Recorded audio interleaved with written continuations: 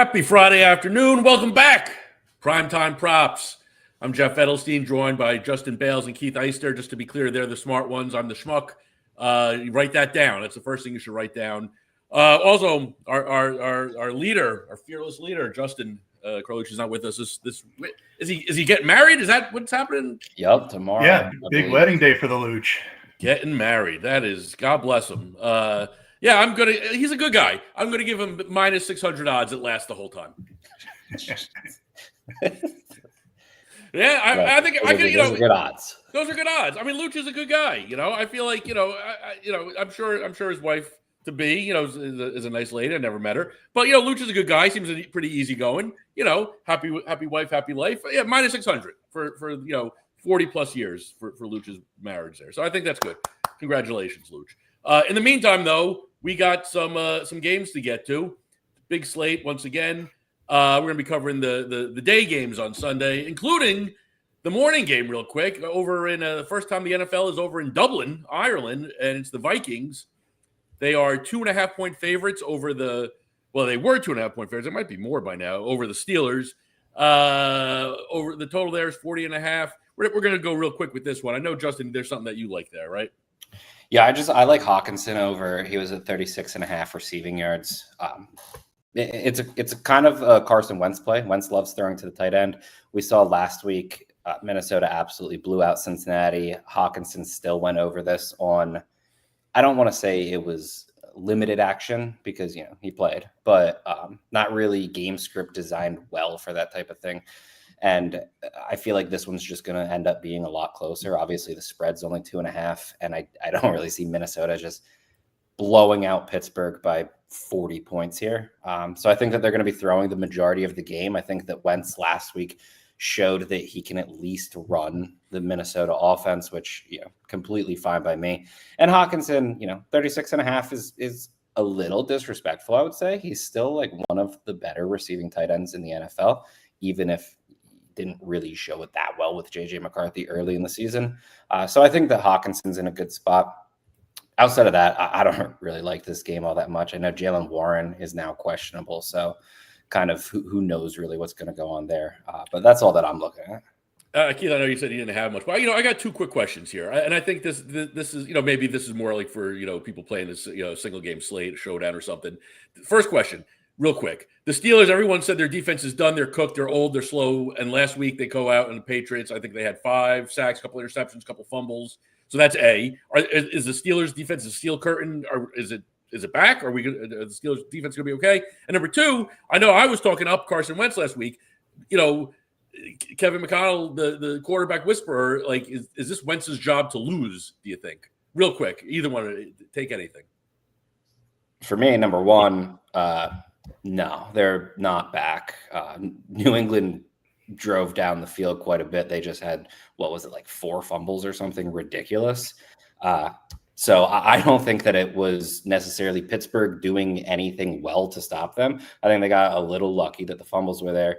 2, I don't think it can be Wentz's job to lose. I don't think you can bench JJ McCarthy. If you do, it's bad for Minnesota. You are in a bad spot as a franchise. So, as bad as McCarthy looked, I think it's his job when he's back. I do think the better Wentz looks, the longer McCarthy's injury has to heal. I don't think they're going to rush him back, but right. Yeah, I think it's McCarthy's when he's healthy. All right, Keith, real quick. Iron Curtain has turned into the Iron Rip Shade, and and McCarthy's coming back once he's ready. Is that I think Bales nailed everything. That exactly what I would say about it is that the Steelers got pretty lucky last week with some New England mistakes, and Minnesota kind of has to stick with McCarthy, even if they do prolong that injury for a little bit. Once they let Darnold go and didn't pay him, it's like that's the bed that they made, right? And they're going to have to lie in it no matter where it goes. Maybe if they want to give McCarthy a couple weeks and let Wentz take over for a few weeks, they can kind of spin it with the injury stuff, but McCarthy will be back eventually. All right. Let's go to our 1:00 Eastern games in Buffalo. I think this is probably the biggest spread of the year. Bills are 15.5-point favorites over the Saints. Totals 48.5. Bales, I'll start with you. You're looking behind Josh Allen, huh? Yeah, I like James Cook. I think that it's going to be a relatively easy W for Buffalo. If that's the case, you're going to take the path of least resistance that likely is just riding your running backs throughout the game. James Cook, I believe, is up to minus 230 for a touchdown. So I'm really looking at his fantasy points. I know that it was on Prize Picks earlier. I took it at 15.5. Just seems grossly low for a dude who's going to catch a couple passes, assuming he gets in the end zone. Minus 230 is pretty wide odds for the NFL. It just felt a little too low. I also think that very clearly Buffalo's the better team. And I do have concerns that James Cook doesn't play the entire game. He gets some rest here, but they're coming off of a longer week. And, if it turns into a blowout, there's a very good chance James Cook is one of the biggest reasons that that's the case. Yeah, I think I was listening to I forget which podcast whether Rich Rewar was on it, saying basically putting the question out there. Well, what if Cook now is the workhorse because they paid him all the money? So let's earn the money now. And if that's the case, I mean, Cook has RB1 overall possibilities written over him this year. I know you both like something back on the New Orleans side, so I'll go over to you, Keith. What are you looking at in this game? Yeah, Buffalo, huge favorites here. And we've kind of seen this shift in Buffalo where they're playing more like Philly has the last couple of years, where they're in Kansas City too. Like we've seen those teams shift more run heavy. It seems like Buffalo is trending in that direction as well. So I like the James Cook look a ton. I like him over 16 and a half rushing attempts. I assume that he'll be out there most of the game, unless it's like 40-3. He's going to be out there, I think, for the majority of the game. And I think that Buffalo is really going to lean on him in the second half with a pretty big lead here. So James Cook is my favorite on the Buffalo side. And then going over to New Orleans in a trailing game script, we've seen them. They play really fast and they're not afraid to throw it. Like they've let Rattler kind of unleash it. And there's been two main guys involved. I think Chris Olave is the very obvious guy. 30% target share, 32% first read rate. His receptions prop sitting at 5.5. I think he absolutely smashes that. We could see 10 catches from Chris Olave in this game script. The other guy that I like is Juwan Johnson, who has also been extremely involved. 23% target share for Johnson, 29% first read rate there, 4.5 receptions for Juwan Johnson. So I like both of those pass catchers here for New Orleans. Justin? Yeah, I love that. I actually have Chris Olave over 5.5 receptions. That's one of my favorite props in the entire week. He's leading the NFL in targets per game. It's over 12. It's kind of ridiculous. We know New Orleans is going to push the pace. They're going to throw the ball a ton. He's fourth in the NFL in target share on a team that does throw the ball a ridiculous amount. Like it's all there. I have Juwan Johnson's receiving yards also outlined, so I'm basically there with you on that. I actually have no problems with his receptions either. He's probably going to get both, but I mean, if they're putting his yards around 40, it's too big of a role. I don't really care about the matchup. It just so happens that this matchup lines up well for us. So I'll take the extra edge there, but I think that you basically nailed the two guys that we want in New Orleans' offense. That sound you just heard was me putting James Cook, the Bills defense, Juwan Johnson, Chris Olave, and the Millie Maker. So there we go. I just realized FanDuel mixed up the games on me. I wrote everything down and they mixed them up. So we'll go with what's here. So let's go to Tampa, where the Eagles are 3.5-point favorites. That's a dangerous looking line there. 44.5 is the total. Keith, what do you like? Interesting situation here for Tampa Bay. Chris Evans out, Mike Evans, sorry. Chris Godwin potentially coming back. Chris Evans does a different thing. Captain America would help. He would help in this game. Yeah. Mesh the two wide receivers there together. But Evans out, Godwin potentially back. I don't know how much Chris Godwin plays in this spot. So it's a very clear point to Emeka Egbuka for me. If we get news that Godwin is limited, I think you can take some looks at Cade Otton as well. He has not been involved at all to this point, but they're getting pretty thin in the receivers room if Godwin is limited coming off a major surgery. But Egbuka at 59.5 receiving yards in one place, up to 62.5 some other places. This guy just has to be massively involved. He's already been really involved. 21% of the targets, 24% first read rate. Has looked awesome as a rookie.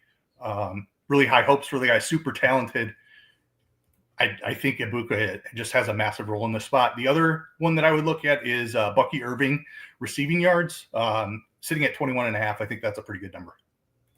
Justin? Yeah, I'm not on anything in this game in terms of what I've actually bet for the week. I think that you make a great point about Ibuka. My only thing is, is Mitchell going to shadow him? Assuming Ibuka mainly plays outside, that probably is the case, and I think that lowers it a little bit for me. But yeah, it's a low yardage total for the volume. If there were anything that I were looking at, the two things would have been, one, Jalen Hurts' rushing yards. Tampa does give up a decent amount to the quarterback on the ground. I just don't fully trust that Hurts is going to take over a game in that sense. And two, Saquon Barkley receiving yards. It's also, you can get to Tampa via the running back in the receiving game, but they haven't really showed that they want to throw Barkley the ball that much. So it's kind of like, what are you trusting? Are you trusting what the defense will give you? Or are you trusting what the offense has shown you so far? And kind of for that reason, I'm just staying away from the game a little bit personally. Yeah, I think it's the most interesting storyline, right? I mean, you don't run against the Bucs, you throw against the Bucs. Like, this is, I know, if I know that, I'm assuming the Eagles coaching staff also knows that. But will they, is the question. I mean, you saw what they did last week. When they had to throw, they were unstoppable, right? Do they come out throwing today? I mean, they should. I guess I'm going to throw Hurts, Brown, and Smith in that lineup then with the. I mean, Tampa's been one of the biggest pass funnels in the league for a couple of years now. So, right, I agree. Philly kind of has to throw in this spot. I looked hard at Saquon Barkley as well, just trying to get a receiving angle on it. And I'm with Justin here. I don't know that we can trust Philly to do it. It's the thing that makes sense, but without seeing it, it's hard to pull the trigger. Yeah. All right, let's go to Detroit. The Lions, who everyone was scared about after week one, they've roared back, pun very much intended. 9.5-point favorites over, I guess we got to call them the pesky Cleveland Browns. Total set at 44.5. Let's go. Well, no one came to me early with this, so I'll tell you where I think, and one of you guys can jump in if you like. I love the Lions' passing offense here. I running on Cleveland seems like a fool's errand. The Lions coaching staff seems to be pretty whip smart. I don't know. I would look at the overs for Goff, the overs for St. Brown, and the overs for Williams. Anyone want to jump in on that? Yeah, I like Amon-Ra St. Brown. Cleveland plays a ton of man. St. Brown's really good against man. That's honestly that's probably where I'm at for this game, though. I think Detroit handles them pretty easily. I know it's difficult to run on Cleveland, but quite frankly, they're going to get a ton of pressure on the quarterback too. That it's just a really good defensive front. So I think kind of the quick game to Amon-Ra St. Brown is what makes the most sense to me here. I had a similar lean, kind of banking on that Cleveland pass rush being really good. They're awesome against the run so far this season. Best in football as far as rushing yards allowed. They're under 2.5 yards a carry that they've allowed. I think the clearest path for Detroit to move the ball is through the air. And I looked at the quick passing game as well. On the Thursday morning props for Sunday, I wrote up Jahmyr Gibbs over 25.5 receiving yards. I think they're going to have a tough time running the ball, and getting the quick passing game involved with looks to Amon-Ra St. Brown and Jahmyr Gibbs is the way that they're going to go here. So really like to look for Gibbs. I think you could even look at a David Montgomery under rushing yards just because of how stout that Cleveland defense has been. There is some concern that Detroit gets a big lead and they just kind of keep handing the ball to Montgomery. So I didn't officially pull the trigger on that one, but I do like Gibbs receiving yards quite a bit.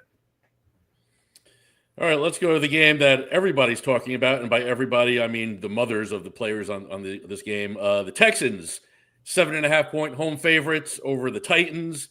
This game, 38.5 total, lowest of the week. I mean, yeah, it's any given Sunday, who knows what could happen, but boy, oh boy, does this game look ugly on paper. It really does. I don't really have anything here. Tony Pollard has a massive role. Go ahead. If you got something, go ahead. Gross. Yeah, Tennessee is gross. I almost will just never touch Tennessee at this point. It's so bad. On the other side, Nico Collins, I think, is nice. We've hit the point where people are panicking on CJ Stroud. which is bringing down Nico Collins, which I mean, CJ Stroud is bringing down Nico Collins, but we've hit the point where it's too much. He's at like 70 yards. I think he was 72.5 receiving yards earlier. We know after the weird week 1 debacle, Nico Collins is now getting his normal target share. Last week, he had over 100 yards. The matchup's too good. Tennessee's not a good defense. I'm not scared of anyone guarding Nico Collins. And quite frankly, Collins isn't the one that, quote unquote, lost the talent. He's still doing what everyone expects him to do on his end. It's just Stroud needs to find him. The obvious concern is this game quickly turns into a blowout because Tennessee's so bad. And then, you're not really going to be throwing the ball that much. But I think right around 70 yards is just a little too low for someone as good as Collins is. I'm looking something real fast here. I want to see something. It's not. I don't see it listed yet. Chubb is at 51.5 rushing yards. What if Woody Marks comes in at like 37.5? Is that something you might be interested? You might bite on? I know Marks played more last week than Chubb, but Chubb obviously had more carries. So their roles are, I don't want to say super defined. Like it seems like Woody Marks is pretty much going to take over that backfield, but right. I think something low on Marks is a good way to kind of attack the game. I like that as well. Marks just looks so much more explosive than Chubb at this stage of his career. Am I the only one? I know, like I'm smart enough to know they're two different people, but Nick Chubb and J.K. Dobbins to me seem like the same person. Hey, they keep getting hurt. They keep coming back. You just, I don't know. You can throw like Javonte Williams in that group as well. But he actually looks relatively good this year. He does. Well, he had. I think he may not look so good at it. I mean, the Cowboys team. We're not going to talk about it, but Jesus, that's trouble. All right, this is a game that I got circled. I love this game. Giants at home, 6.5-point underdogs against the Chargers, 43.5 total. A lot of storylines in this game. Let's start on the Charger side. I'll throw it to you, Justin. What do you like on with LA? Yeah, for the Chargers, I think the one thing that stood out above the rest for me, there's a few things that I think are good. I believe Keith's on one of the same things that I'm on, so I'll throw it to him in a second. But Quentin Johnston was set under 50 receiving yards. He was set at 49.5 receiving yards. Do people still just think he's not good? I don't know what exactly is happening. I know we have some blowout risk here, but you still have a all the way West Coast team traveling all the way to East Coast. I don't fully understand at what point Quentin Johnston at 50 yards makes any sense at all. He's the big play threat that can get like 35, 45 on one catch. And I believe he's averaging 8 targets per game. It's kind of a condensed offense. I don't think that they really want to lean 100% on Omarion Hampton at this point. They will, obviously, and they will later in the game when they're winning. But Quentin Johnston's yards just don't really make that much sense. And then the other guy is Keenan Allen, but I believe Keith also likes him. So I'll let you talk about him. Yeah, absolutely. I've been on this Chargers offense since the start of the season, and it's proven profitable so far. They have the highest pass rate over expected in the league. Justin Herbert is playing like an MVP candidate, and Jim Harbaugh is kind of just unleashed him, he's letting him go. And I love everything that I'm seeing from the Chargers. Keenan Allen continues. I know nobody wants to play the dusty old wide receiver, but Keenan Allen has a massive role. Another 11 targets for him last week, 26% target share on the season. He's sitting at 4.5 receptions. Like that's 2 receptions too low, in my opinion. I think it's a smash at over 4.5 receptions.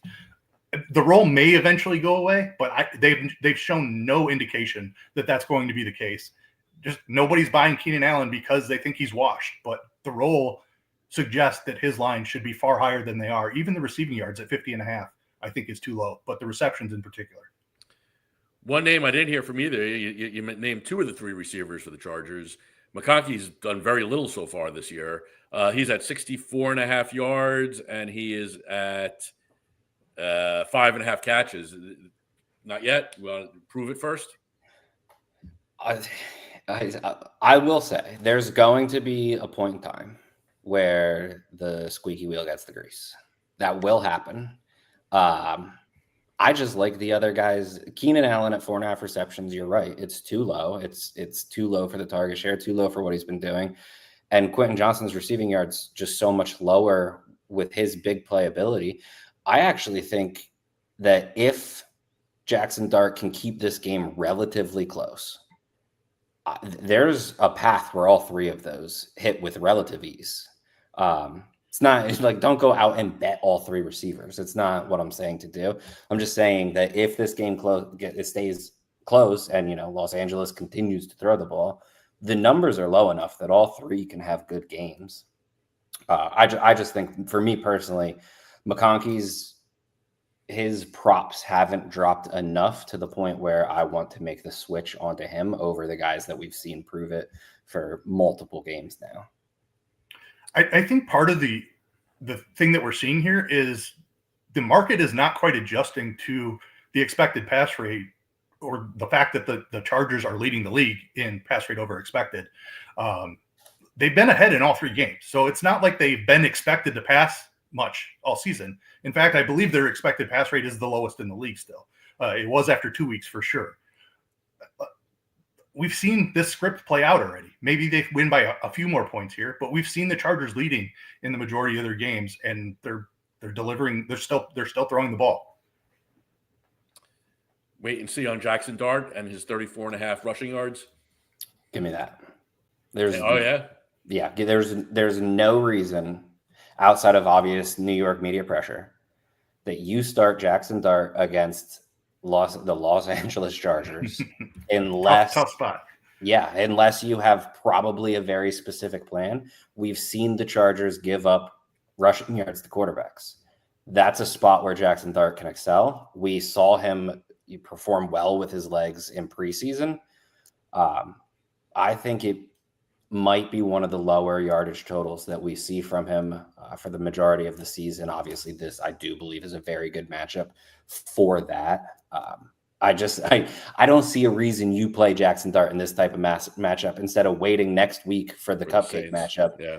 Unless you have like a very obvious thing that you want to do. And my guess would be running the ball. All right. It's on my list. Anything else, guys, or ready to move on? Scatterboo is interesting. I think I would look at receptions as my preferred angle here. Just expect the Chargers to play from well ahead, and the Giants to have to throw a little bit more than they would like to, especially with the rookie in there. All right, let's go to Atlanta. This game flipped today. This morning, the Commanders were 1.5-point favorites. Daniels gets ruled out officially, and now the Falcons are 2.5-point favorites. Totals at 43.5. Again, neither one of you had anything to say in the pre-show here.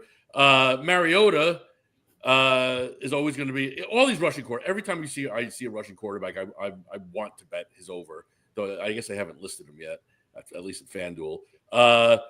I'm going to like the Mariota over rushing. I'm sure it's going to be set probably around like what was it last week? I think it was like 30 and change. He hit it on the first drive, or it was like 22 maybe. Whatever it was, he hit it on the first drive. I like that. The Falcons got so embarrassed last week. You got to think that they're coming in with a plan. I would assume that plan is going to revolve around Bijan, more Bijan. But that's what I'm thinking. I'll Keith or Justin, whichever wants to speak first. Go ahead. Yeah, I just checked real quick to make sure Mariota rushing yards was not up yet, but I like that as well. Terry McLaurin got ruled out as well, I believe. Yeah. Correct. So, I mean, the passing game I don't think is going to go real well here. He's going to be running around. I love Mariota over rushing yards. I don't really have anything on the Atlanta side. So, yeah, I mean, Mariota was the one I had circled. I don't know what to do with the pass catchers.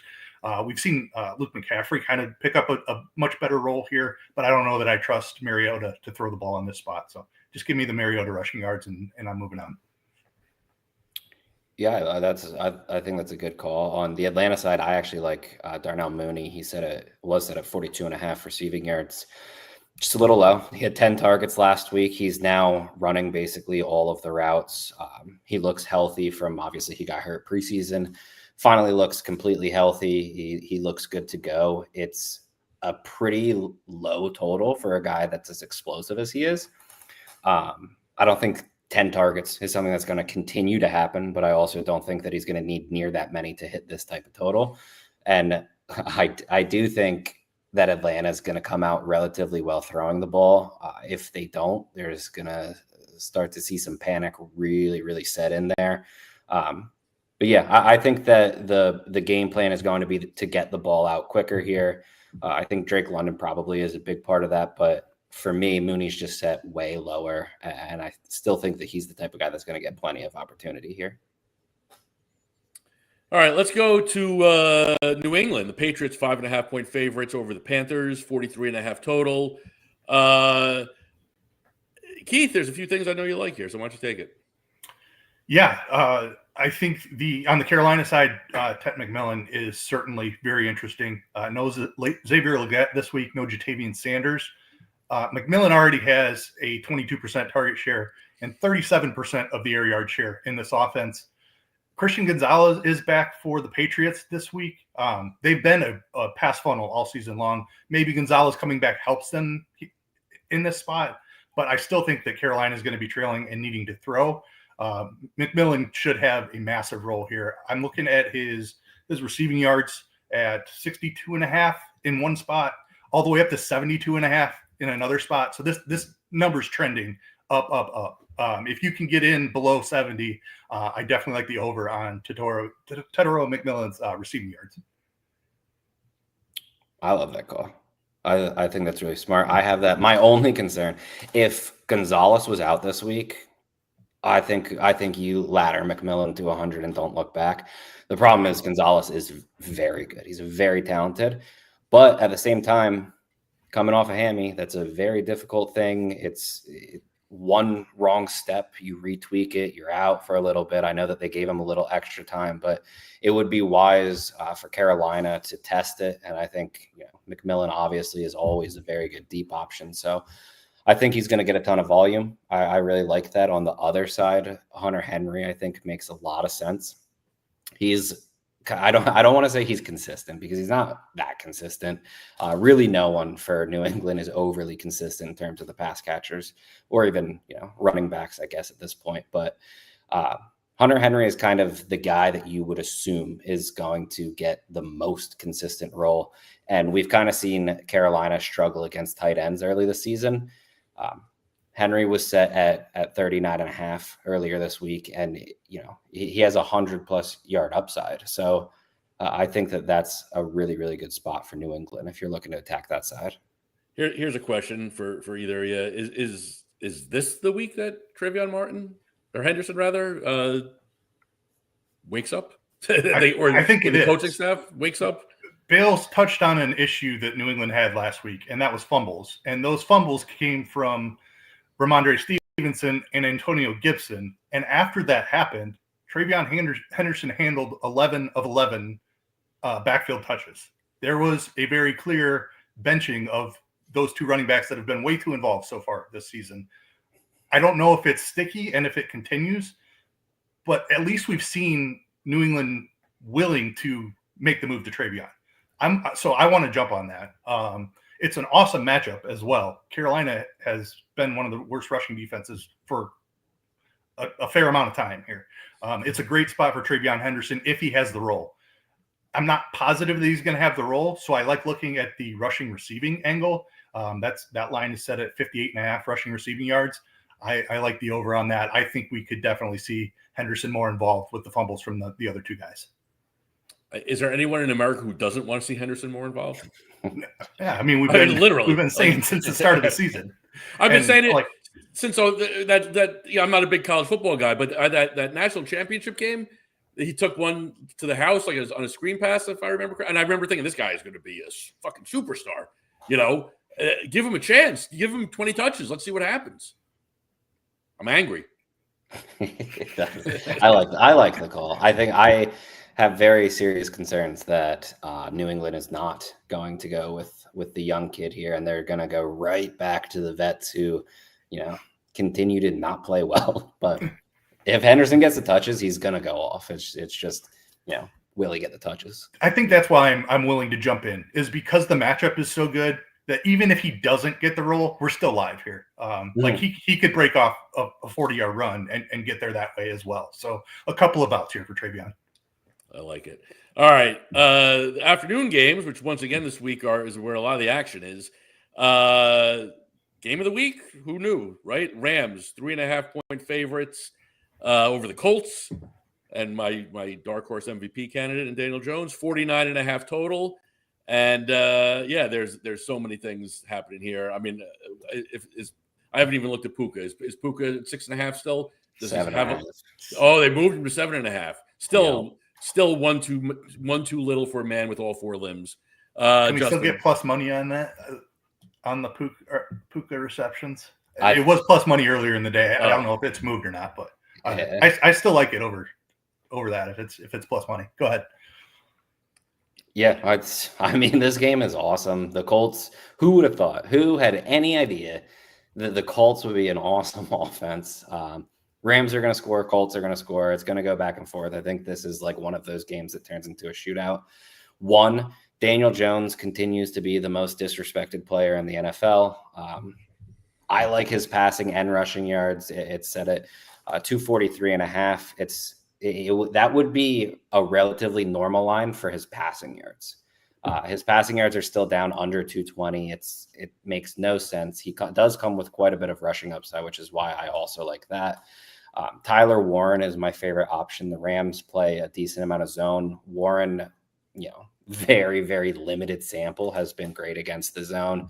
I think that Pittman also on the outside is a very solid option, but I would probably prefer to attack the Rams with my tight end, and he's still right around 50 yards. Opposite side, we already talked about Puka with his receptions. Personally, I like his yards. It was set at 90.5. Devonta Adams, it looks like he's going to play, but he's a little beat up, so they could throw the ball a few extra times to Puka. Not that he really needs it.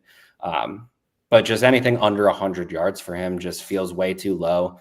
When you kind of consider that this is a game that's going to go back and forth, neither team should get that big of a lead. They should both be throwing throughout. There's so much to like in this game. Basically, anyone that has a major role, you can kind of attack here. Keith? Yeah, Puka's reception is at minus 120 over 7.5 now. So we lost the plus money there. So I like Bale's look there on the yards because he's definitely going to be involved. We know that. He has the best role in the NFL pretty much. Adams has had a real role as well. I think that continues. Like we've seen Stafford do this in the past where he has his guys and he locks onto those guys. It's a very, very concentrated offense. So I prefer Puka, but I don't hate looking at Devontae Adams either. All right, here's a little dark horse for you. Alec Pierce is going to be out with his concussion. A.D. Mitchell is going to step into that outside receiver role. Every advanced stat from last year, Mitchell was like king. He's being talked about a lot. The DFS this week at 3,100 on DraftKings. Anytime touchdown 440, receptions 2.5, yards 29.5. Any of those interest you? Yeah. Count me in. He takes over that Pierce role. Pierce is the deep threat. Pierce every week is set at like 26.5 yards or something like that. And every week is just one catch for the dude. It just so happens, does he get that catch or not? Which so far he has. It looks really good. He's going to step into that role. He's going to get the deep targets. I'm 100% fine with Mitchell. By the way, in case you were wondering, the Cal Spear special here. Under 2.5 catches, over 29.5 yards, and a touchdown. That's 25.49 right there. It's not a bad Sunday at 25-1. Of course, I mentioned the Cal Spear special a couple weeks ago with the Devontae Wicks, and unfortunately, Cal heard me say it and bet it and lost. So I should probably stop if I want to keep my job. But yeah, this game. Is there a way this game fails? Let me ask you that. Is it possible that despite the Rams' rush defense, that they give the ball to Taylor 30 times, he grinds out 120 yards? I don't think it's likely, but yeah, I could see a situation where Taylor keeps getting right around 4 a carry to keep it where they kind of want to ride him to keep the downs and distance reasonable. But I even on that end, I don't think the Colts' defense is good enough that like at some point in time they aren't going to be able to ride Taylor. They're going to have to open it up. So like even if you don't see it early, I don't think it's going to be that long until the Rams score enough that the Colts are going to have to be like, all right, well, we have to do something now.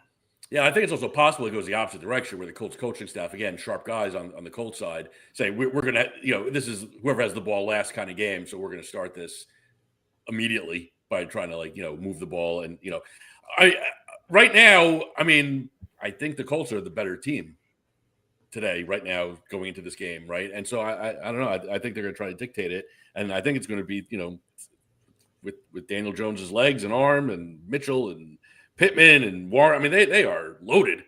They really are. That offense is crazy. It really is. Daniel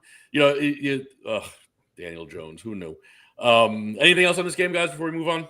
That felt like quite a hot take when you said I feel like the Colts are the better team, but I'm not sure that that's incorrect. I've been really impressed by Steichen and what he's done with this offense. In the past couple of years, he came in as this highly touted offensive guru, and we just really haven't seen it. But what we've learned is it's really just been quarterback play that's held him back. He looks like every bit the offensive guru that he was expected to be. This offense is just clicking on all cylinders. He's got Daniel Jones in like the highest first read rate in the league, which has been so successful. Like Steichen is designing successful plays, and Jones is just in the flow of the offense, nailing every one of them. So it's really been impressive what we've seen from the Colts offense. That's why I don't think it will fail. And they're going to continue to lean on the pass and Daniel Jones. So I believe what we're seeing is what I'm trying to say. I know we're primetime props and not primetime sides, but Colts in 3.5 points. I love that. I really do.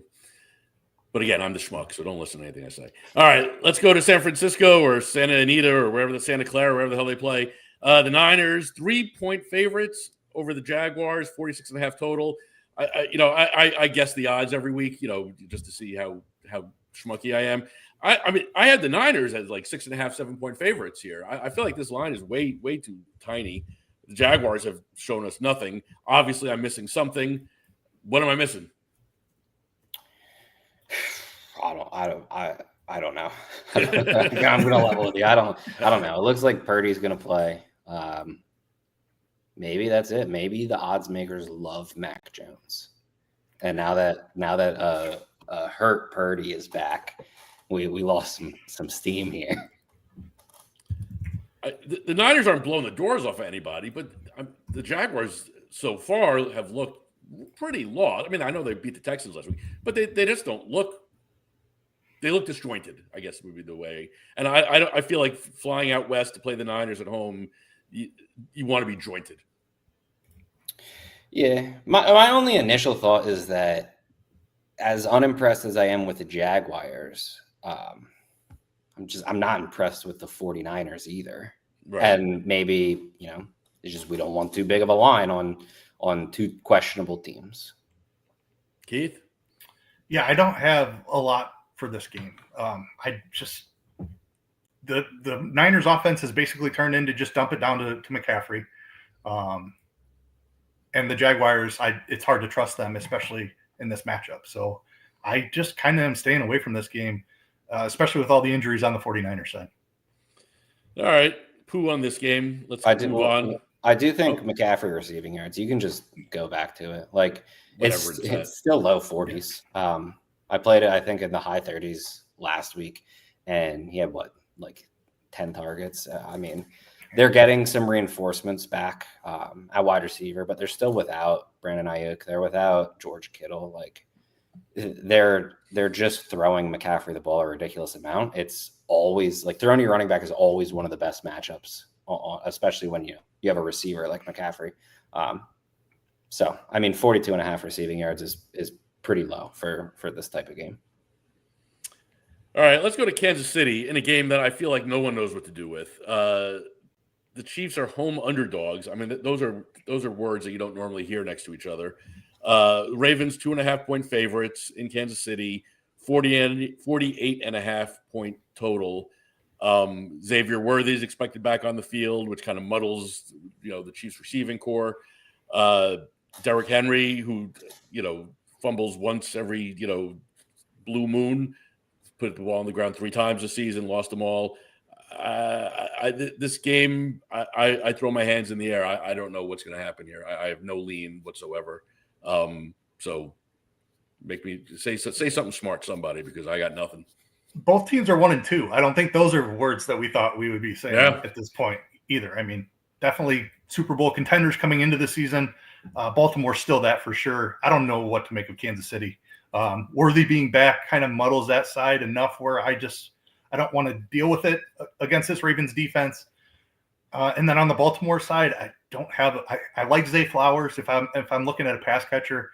And I think Lamar Jackson rushing yards is another one that I would take a look at. That was down at 39.5. Like, they're going to do everything they can. Both of these teams, I think, really, they need to win because they're starting to be in danger of missing the playoffs, especially the Chiefs, who play in that loaded AFC West with what the step forward the Chargers have taken. The Broncos are good. The Raiders are competent. Like, the Chiefs need to get wins. So this is going to be an interesting game. I think both teams are going to be all out here. I don't know. But with Worthy coming back, it's hard to know what to do with the Chiefs. On the Ravens side, it's just Lamar rushing for me, and a potential look at Zay Flowers. Yeah, I got virtually nothing for this. My initial read on the Ravens was Derrick Henry. I'm not really afraid to use a power runner against the Chiefs. I think that, obviously Henry's had the fumble issues, but he's not Ramondre Stevenson. He's not going to lose his job. He's Derrick Henry. On the other side, the initial thing that I wanted was Isaiah Pacheco, but legitimately after just watching him last week, I can't bring myself to play him. I mean, he picked up the fumble that Mahomes threw at his legs, and he threw it himself, got saved by the refs blowing the play dead because they thought it was an incomplete pass. And then right after that, he got destroyed on a pass block, then set out into route and literally ran the wrong way for another fumble. And I know that Kareem Hunt's not good, but I don't really know how much you can even leave Pacheco on the field after, kind of plays like those. So I'm avoiding it. I have legit nothing for this game. It should be coming into the season, this was one of those games you outlined and you're like, oh, I am ready for that.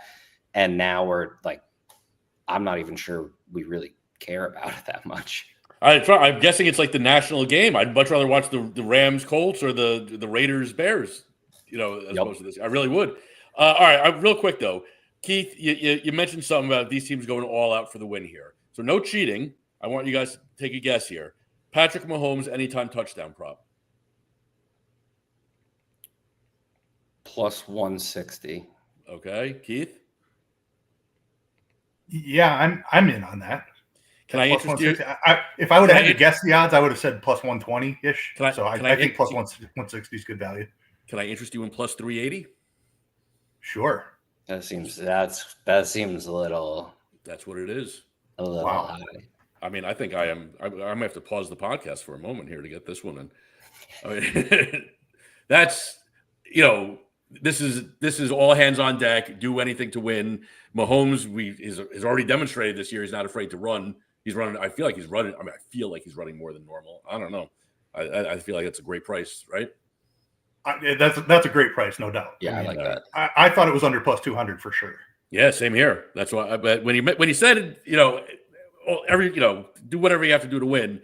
I just see Mahomes throwing his body, at the 3-yard line into a linebacker and to get in the end zone. I mean, Kelce looks washed. How healthy is Xavier Worthy? There's so many questions on this Chiefs side. Mahomes, he's still the dude. He's going to do everything he can. Yep. I love that take. Maybe I'm not a schmuck. All right, good. You guys are rubbing off on me. All right, the last game of the slate here is, again, if you said this was going to be an interesting game, people would have laughed at you a month ago. Bears and Raiders. Raiders 1.5-point favorites in Vegas.